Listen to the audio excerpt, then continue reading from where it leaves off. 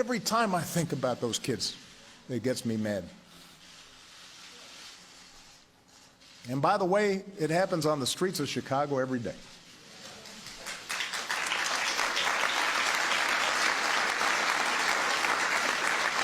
So, we cannot simply turn away and dismiss those in peaceful protest as troublemakers or paranoid.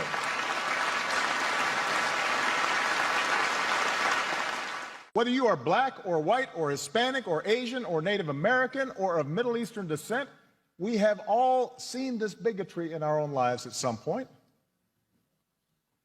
We've heard it at times in our own homes. If we're honest, perhaps we've heard prejudice in our own heads and felt it in our own hearts. We know that. And while some suffer far more under racism's burden, some feel to a far greater extent discrimination's sting. Although most of us do our best to guard against it and teach our children better, none of us is entirely innocent. No institution is entirely immune. And that includes our police departments. We know this. And so when African Americans from all walks of life, from different communities across the country, voice a growing despair over what they perceive to be unequal treatment,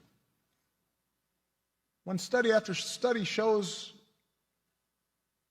that whites and people of color experience the criminal justice system differently, so that if you're black, you're more likely to be pulled over or searched or arrested, more likely to get longer sentences, more likely to get the death penalty for the same crime. When mothers and fathers raise their kids right and have the talk about how to respond if stopped by a police officer, yes sir, no sir, but still fear that something terrible may happen when their child walks out the door, still fear that kids being stupid and not quite doing things right